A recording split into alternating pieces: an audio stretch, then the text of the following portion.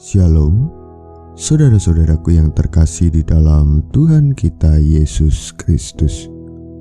Bagaimana kabar saudara? Dimanapun saudara berada, mari kita bersama meluangkan waktu untuk mendengar dan merenungkan firman Tuhan, yang tentu ini akan menjadi kekuatan bagi iman percaya kita kepadanya. Saudaraku yang terkasih, perenungan ini terambil dari 2 Tesalonika 3 ayat 6, kemudian dilanjutkan ayat 9 sampai 11. Demikian firman Tuhan. Tetapi kami berpesan kepadamu, saudara-saudara, dalam nama Tuhan Yesus Kristus, supaya kamu menjauhkan diri dari setiap saudara yang tidak melakukan pekerjaannya dan yang tidak menurut ajaran yang telah kamu terima dari kami, bukan karena kami tidak berhak untuk itu, melainkan karena kami mau menjadikan diri kami teladan bagi kamu, supaya kamu ikuti. Sebab juga waktu kami berada di antara kamu, kami memberi peringatan ini kepada kamu: jika seorang tidak mau bekerja, janganlah ia makan. Kami katakan ini karena kami dengar bahwa ada orang yang tidak tertib hidupnya dan tidak bekerja, melainkan sibuk dengan hal-hal yang tidak berguna. Demikianlah firman Tuhan. Yang berbahagia ialah mereka yang mau mendengar, merenungkan dan melakukannya di dalam kehidupan sehari-hari. Bertekunlah dalam bekerja. Ada sebuah slogan yang kerap kali diucapkan oleh Bapak Presiden kita di dalam pidatonya. Slogan itu berkata tentang kerja, kerja, kerja. Beliau sering mengatakan ini, ya betul, karena beliau juga melakukannya. Tidak hanya memerintah, melainkan juga ada begitu banyak pekerjaan yang harus diselesaikan secara tekun. Terlepas dari pro dan kontra dari masa pemerintahan beliau, karena dalam hal ini kita tidak sedang membicarakan politik, tetapi slogan tersebut dapat disadari bahwa kata-kata tersebut merupakan sebuah ajakan yang sudah seharusnya menjadi semangat bagi siapapun yang mendengarnya. Apapun pekerjaannya, selagi tidak melanggar ketentuan hukum yang berlaku di Indonesia, tentu setiap dari kita diajak untuk memiliki semangat atau etos kerja yang tinggi.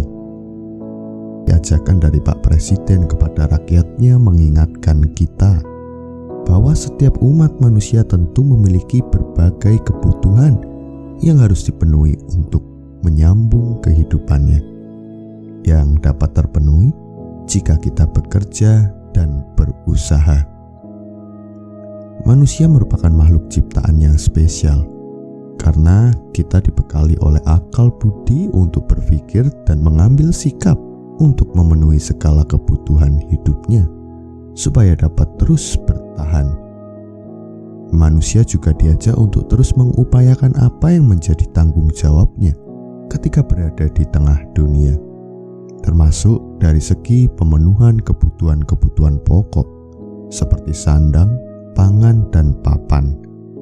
Memang betul, kita diajak untuk terus percaya kepada pertolongan dan perlindungan Tuhan ketika kita menjalani kehidupan sehari-hari kita.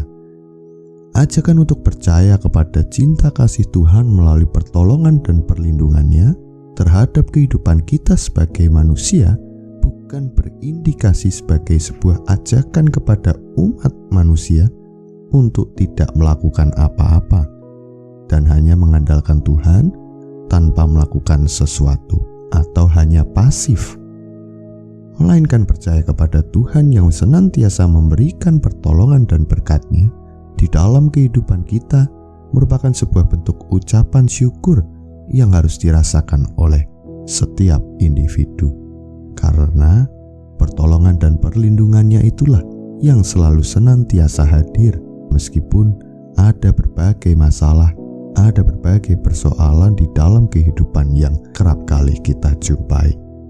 Tapi perlu kita sadari, kita selalu dimampukan untuk melaluinya.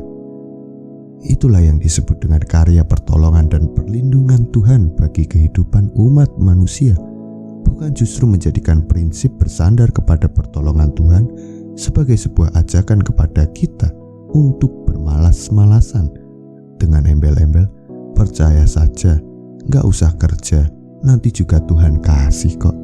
Itu ajarannya siapa? Sebagai orang yang percaya kepada Tuhan Yesus Kristus, kita diperingatkan tentang pentingnya menghargai kehidupan secara benar dan bijaksana. Oleh karena itu, berbicara tentang hidup tentu juga berbicara tentang bagaimana umat manusia dapat mempertahankan hidup yang telah diberikan oleh Tuhan. Mempertahankan hidup berarti harus ada upaya yang dilakukan oleh manusia supaya apa yang menjadi kebutuhan hidupnya itu bisa terpenuhi. Untuk memenuhi kebutuhan-kebutuhan pokok hidupnya, manusia diminta untuk bekerja dan berusaha sekuat tenaga. Tentu pekerjaan yang kita lakukan tidak akan sia-sia, dan tentu akan ada hasil yang membahagiakan kita menurut versi kita masing-masing. Dia yang memberi kehidupan bagi kita tentu akan memelihara kita melalui berkat-berkat-Nya yang tidak akan pernah berkesudahan. Tetapi Dia tidak pernah menciptakan kita untuk menjadi manusia yang hanya diam dan tidak mau bekerja dan berusaha. Oleh karena itu, melalui bacaan ini kita kembali berjumpa dengan nasihat dari Rasul Paulus yang sudah seharusnya kita sadari dan kita lakukan. Ungkapan yang disampaikan oleh Rasul Paulus kepada jemaat di Tesalonika ini memberikan teguran kepada orang yang bermalas-malasan, orang yang tidak melakukan pekerjaannya, dan kepada orang yang tidak taat kepada ajaran yang telah diterimanya melalui Paulus. Mereka terlalu sibuk dengan kegiatan-kegiatan yang tidak berguna ketimbang melakukan suatu pekerjaan untuk memenuhi kebutuhan hidup mereka. Menyandarkan kehidupan mereka kepada orang lain, tentu ini merupakan sebuah kesalahan yang perlu diluruskan oleh Rasul Paulus sebagai seorang rasul. Ada alasan yang terkuak dari orang-orang pada konteks saat itu yang memilih untuk bermalas-malasan dan memilih untuk tidak bekerja. Bahwa ada kesalahpahaman mereka tentang pengajaran Paulus yang berbicara tentang kedatangan Yesus untuk yang kedua kalinya. Pengajaran yang disampaikan oleh Rasul Paulus tentang kedatangan Yesus yang kedua kalinya membuat mereka berpikir untuk meninggalkan pekerjaan dan memilih untuk menganggur saja. Tentu ini merupakan konsep yang salah dan perlu ditinggalkan. Karena Allah kita sendiri tidak pernah menganggur dan terus bekerja memberkati karya ciptaannya. Lalu kepada orang-orang yang suka menyibukkan diri dengan hal-hal yang tidak berguna, ini ditekankan kepada orang-orang yang biasanya suka melalaikan pekerjaan atau tidak memiliki pekerjaan, sehingga lebih memilih untuk terlibat dan menyibukkan dirinya kepada urusan orang lain, menyusahkan diri, bahkan menyusahkan orang lain yang tidak ada hubungannya dengan dirinya. Maka dari itu saudara-saudaraku yang terkasih, jangan biarkan diri kita terlibat di dalam kegiatan yang tidak perlu dan tidak berguna. Tetapi biarkanlah diri kita disibukkan dengan pekerjaan-pekerjaan yang positif. Pikiran manusia itu perlu disibukkan dengan berbagai pekerjaan, supaya tidak ada ruang bagi kuasa iblis mencampuri diri kita melakukan perbuatan yang tidak berkenan di hadapan Tuhan.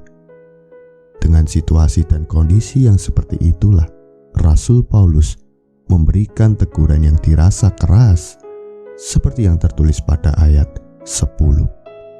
Sebab juga waktu kami berada di antara kamu, kami memberi peringatan ini kepada kamu. Jika seorang tidak mau bekerja, janganlah ia makan.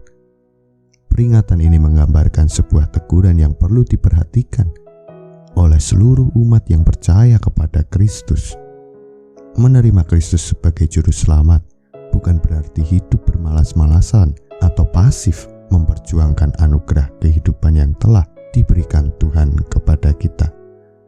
Melainkan, kita perlu mengupayakan dan mengusahakannya sebagai wujud dari ungkapan syukur kita kepadanya. Sebagai pengikut Kristus, Paulus kembali mengingatkan kita supaya kita mengupayakan hidup kita dengan bijaksana melalui pekerjaan kita, supaya hidup ini tidak bergantung kepada orang lain dalam hal memenuhi kebutuhan pokok kita, karena itu akan menyulitkan orang lain.